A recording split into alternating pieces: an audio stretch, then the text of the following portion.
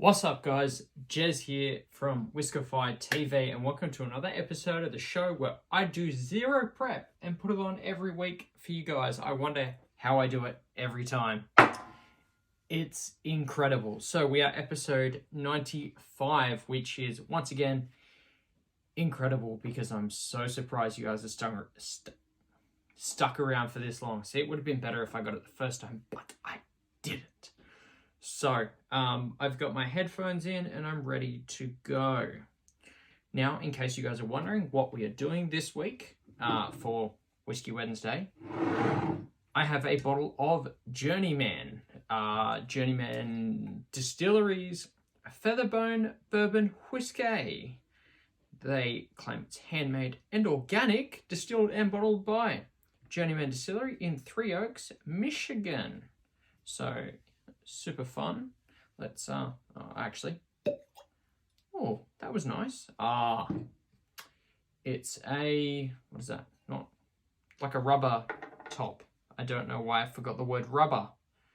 It's not like that. I spilled it. Is that going to count though? Not really.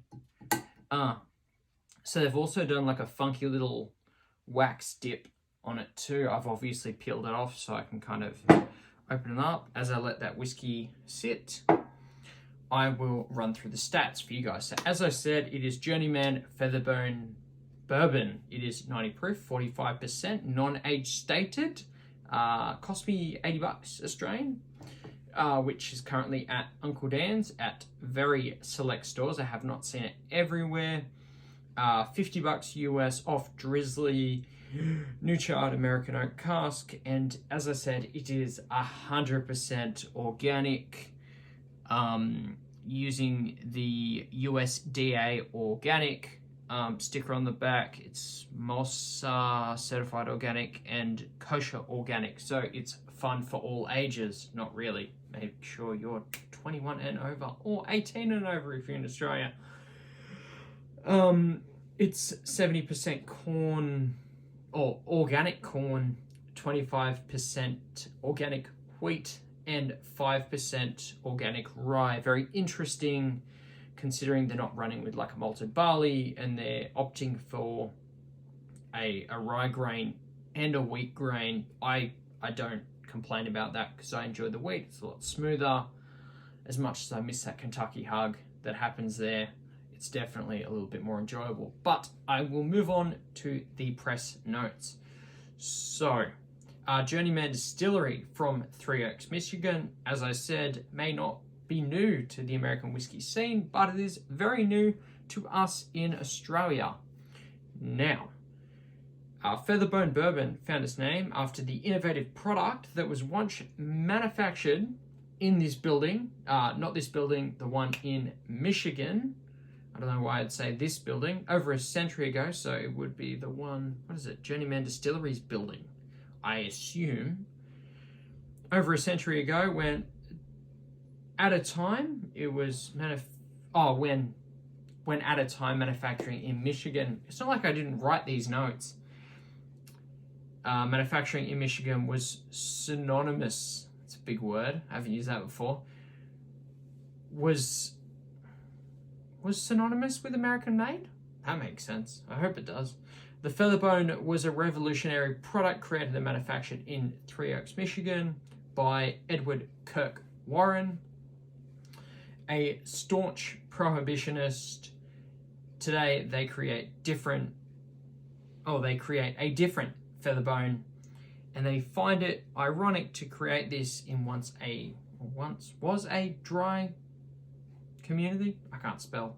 If you guys are wondering what a featherbone is, it is actually quills made from quills of feathers for use in corsets, which is rather weird because, you know, but we're talking 1920s, so 1800s maybe, 1800s, 19th century. Makes sense.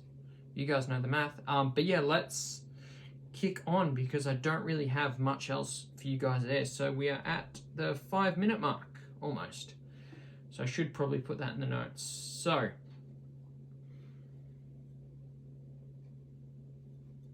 just on the nose there, I'm getting kind of like a fresh corn kind of vibe, which is disappointing because I kind of hoped it'd been aged longer. This is batch 199 and bottle 730, in case you guys are wondering, just in case you guys have a different batch at home. So yeah, it's kind of got like this fresh corn, some vanilla frosting kind of happening there, and like a kind of like a little bit of a like a caramel, like super sweet. It's a heavy sweet nose. What else? Like a bit of nutmeg there too, but not a lot happening there. So let's move on to the taste.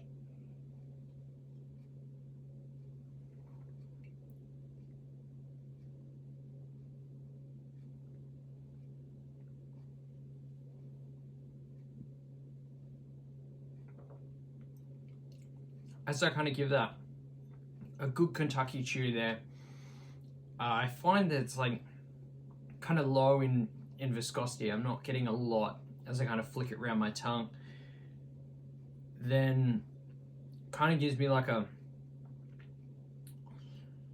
good mouth coating of like a spice, which is interesting, but it's mainly focusing on like front of the tongue, mid palate. So not too much going on there. Obviously didn't hold it in my mouth long enough to kind of give you guys some solid palate notes, but really low viscosity. So let's move on to the finish.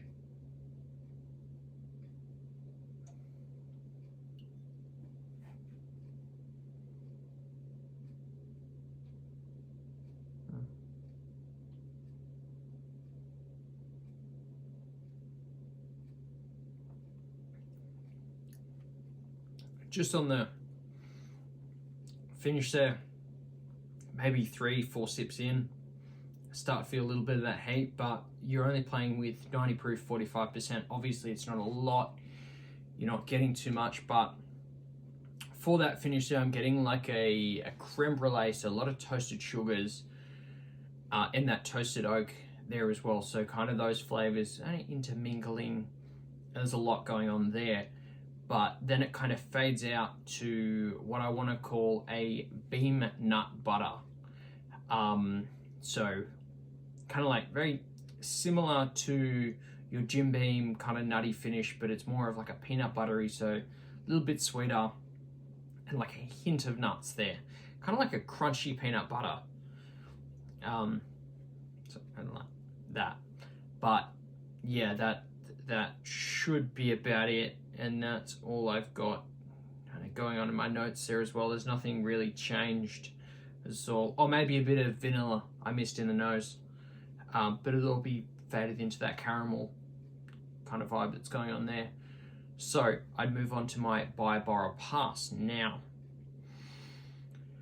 It's interesting because I really wanted to love this one. $80, it hits around a good price point. For a wheated bourbon. The only other wheated bourbon we really see is makers hitting, I think it's like a $45 to $50 mark for the standard stuff, which we get at 40%, and then jumping up to your 47% at your 46. I think we pay $61. So this is, don't you dare stop recording, sorry. People are calling. So yeah, 61, 62, what? I'll say $60. $60 at Dan Murphy's, and you can pick up a bottle of Maker's Mark 46 all day, no worries. So wheated bourbon, $20 more, about the same proof. It's definitely got some interesting flavors. It's kind of like a dialed down version of what I'd say the Russell's Reserve, if you guys, Russell's single barrel, but minus those delicious flavors there. Sorry, another phone call. This is going to get really annoying. maybe I should answer it. So yeah, it's moving on to my next note is very basic flavors there. There's not really a lot going on. There's not much I can dive into. It's a couple of things on the nose. Palate's a bit meh, and then I've probably had that finished somewhere else before. But at $80, it's very interesting. I guess then it kind of comes down to how much you'd actually pay. Like $80 might be nothing for someone else, but if you're funding it and you kind of want to enjoy it, this is probably something I'd share around with a couple of mates and go, hey, you're looking to get into something that won't give you a Kentucky hug, you don't like that huge amount of heat, I'd probably hand it to you and go, hey, try it. And it actually, that kind of brings us to my last point. It's a young weeder, but an easy sipper. Easy, low viscosity, which is you probably want a little bit thicker, but hey, it's easy sip and juice. It's something I'd probably pop open a bottle of, kick back around the fire, maybe toast a couple of marshmallows and sit back, throw those down. Hey, can't go wrong. But we are hitting the 11 minutes 20-second mark, so thank you guys so much for watching. Hopefully you guys enjoyed episode 95. We're getting so close to 100. I don't know what I'll do for episode 100. I'll have to think about it, and hopefully it's something good. But yeah, thank you guys so much for watching. Hopefully you guys enjoyed episode 95 and the rest of my collection. If there's anything you guys want to see, please let me know. If there's any